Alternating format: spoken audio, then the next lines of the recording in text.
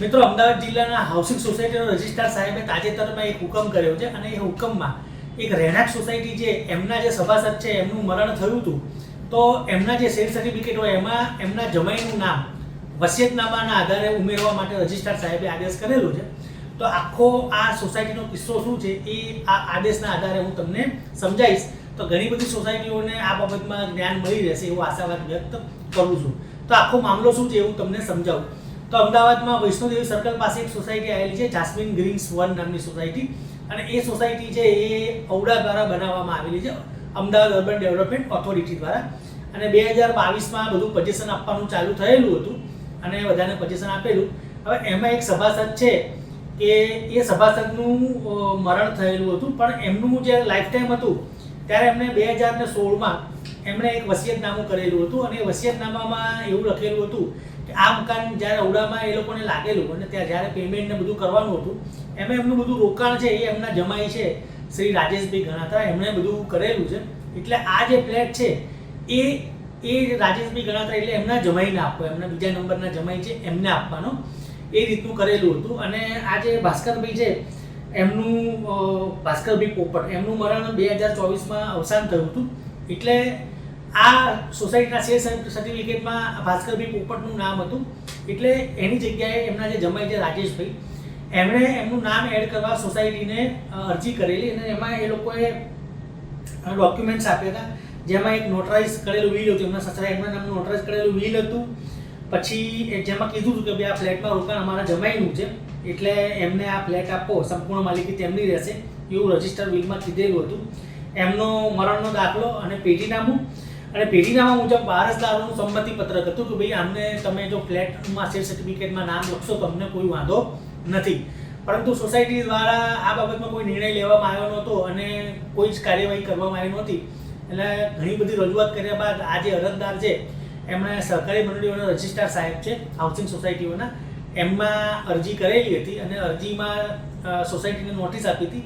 અને સોસાયટી દ્વારા એવો પ્રત્યુત્તર આપવામાં આવેલું હતું કે ભાઈ આ જે ફ્લેટનું પજેશન છે એ તો 2022માં આપ્યું, જ્યારે વસિયતનામું 2016નું છે.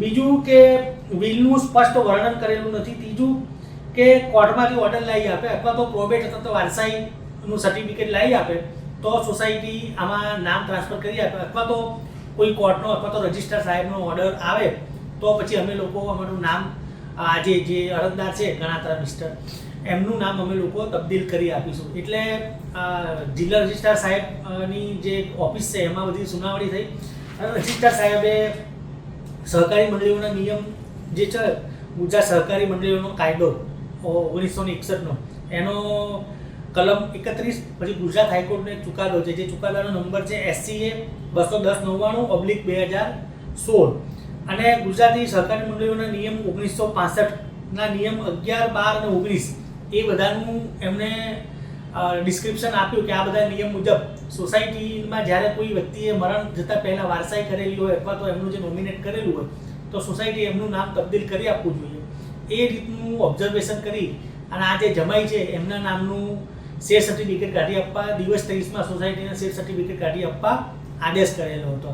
એટલે મિત્રો આમાં આ ચુકાદાનું જો આપણે અર્થઘટન કરવા જઈએ તો આ કેસમાં એવું હતું કે જે મરણ જનાર હતા એમને સ્પષ્ટ રીતે વિલ કરેલું હતું, નોટરાઇઝ વિલ હતું અને એમાં લખેલું હતું કે ભાઈ મારા આ બીજા નંબરના જમાઈ છે એમને તમારા મકાન આપવું, કારણ કે મકાનમાં રોકાણ એમનું હતું એવું એમણે 2016માં જ કહી દીધેલું હતું.